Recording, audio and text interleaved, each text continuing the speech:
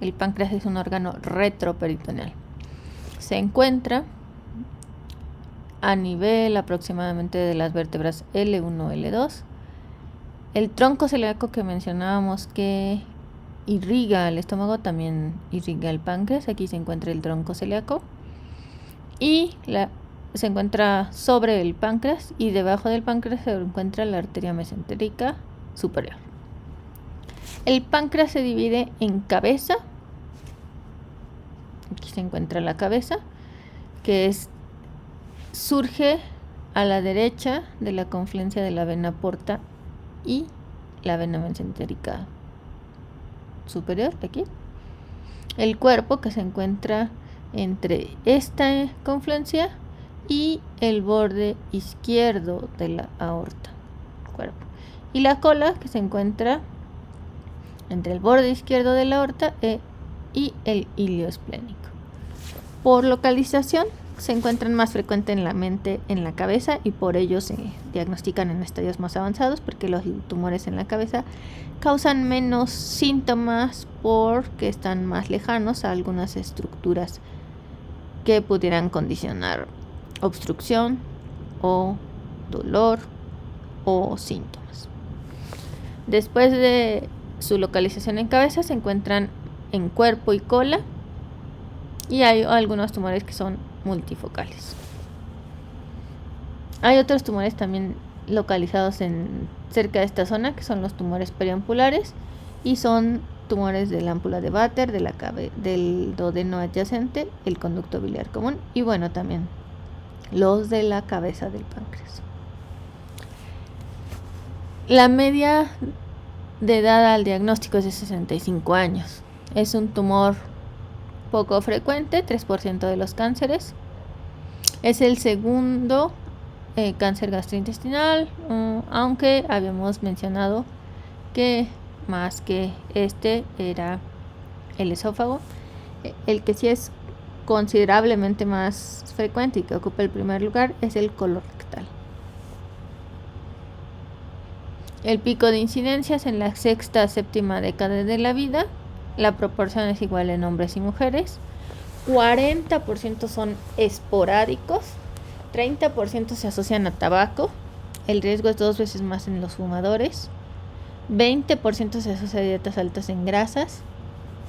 5% pueden tener antecedente de pancreatitis crónica.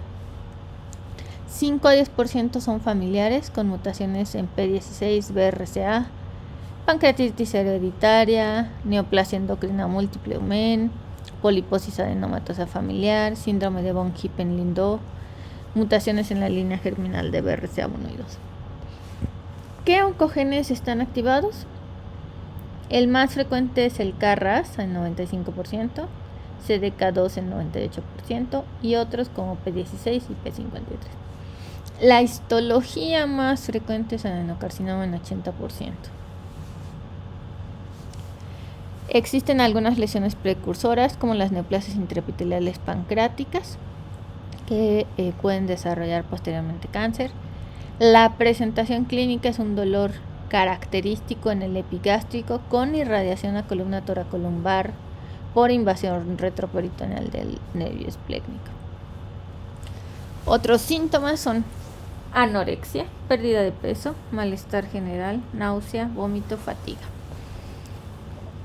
Ictericia obstructiva indolora también, prurito, tromboflebitis migratoria, que es el signo de Trousseau, trombosis venosa y los mismos metástasis subcutáneas paraumbilicales que habíamos mencionado o ganglios como el nódulo de la hermana María José, en saco rectal o infiltración rectal Bloomer, cervical o supraclavicular izquierdo Virchow o axilar izquierdo Irish. 60-80% de los pacientes presentan diabetes mellitus 1 a 2 años antes del diagnóstico. El patrón de diseminación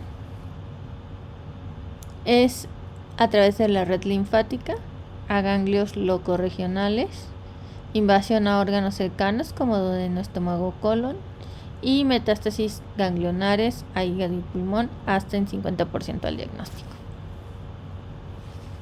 El abordaje: historia, exploración física, laboratorios generales, CA19-9 antes del tratamiento, tomografía trifásica para ver la fase arterial, venosa y parenquimatosa.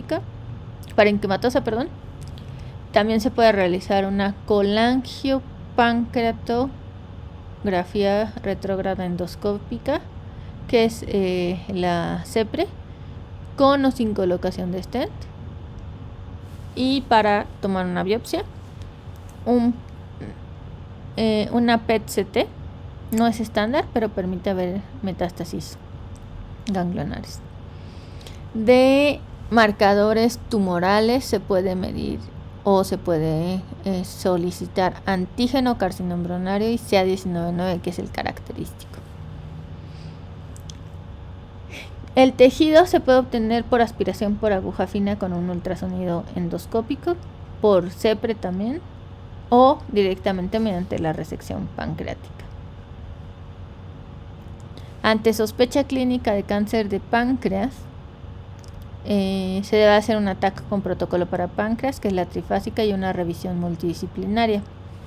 Si no hay metástasis, se hacen una serie de estudios. Si hay metástasis, se debe confirmar con biopsia. La serie de estudios para los que no tienen metástasis es importante porque se trata de definir si el paciente es candidato a resección curativa. El pronóstico: es un tumor que se considera fatal. La mediana de supervivencia es de 4 a 6 meses. Esto ha aumentado con cierto porcentaje en pacientes con tratamiento. La supervivencia a 1 año es de 24% y a 5 años de 5%. Sin tratamiento, la mortalidad a 1 año es del 90%. 20% pueden ser llevados a una resección curativa exitosa. La mediana de supervivencia es de 12 a 19 meses. Y la supervivencia global a 5 años de hasta 20%.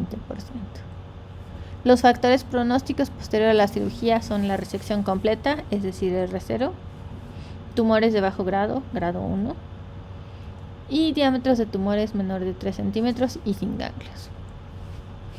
En la parte derecha tenemos la clasificación del TNM. La mayoría, como podemos ver aquí arriba, 50% son diagnosticados con metástasis a distancia.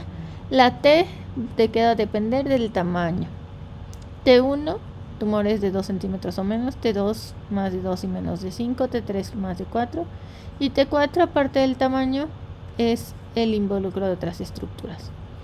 N1 y 2 va a estar determinado por el número de ganglios, 1 a 3 y 4 más respectivamente. Y M1, metástasis a distancia. En el cáncer de páncreas es importante identificar o catalogarlos en aquellos resecables, aquellos limítrofes o por su denominación en inglés borderline, y aquellos irresecables y los metastásicos. Los resecables, como mencionábamos, son aproximadamente 10 a 20% de los pacientes, y la resecabilidad va a depender del que no contacten arterias importantes como el tronco celíaco, arteria mesentérica superior, hepática común, vena mesentérica superior, vena porta. Los borderline resecables son aquellos que no se consideran o que pudieran ser resecables, pero no se asegura que sean resecables, y son aquellos en los cuales ya se encuentran cercanos o en contacto a cierto porcentaje o ciertos grados de las arterias y vasos previamente mencionados. Los irresecables son aquellos que se consideran con involucro o contacto importante de estas arterias, que no los hace susceptibles ni candidatos a una resección. En cuanto al manejo, pues lo vamos a dividir dependiendo de los escenarios. El tratamiento para los resecables es una laparoscopía estadificadora con una resección quirúrgica en caso potencial, y el tratamiento más importante en este escenario es la resección completa. Algunos pacientes, incluso aunque se consideren resecables, pueden recibir quimioterapia neoadyuvante con el objetivo de mejorar la probabilidad de resección completa con un margen negativo. Y posterior a la resección, algunos pacientes pueden requerir quimioterapia o radioterapia adyuvante, es decir, posterior a la cirugía. En los borderline resecables, el tratamiento más estándar es la quimioterapia neoadyuvante por cierto número de ciclos seguidos de cirugía, o bien quimioterapia neoadyuvante seguida de quimioradioterapia y posteriormente cirugía.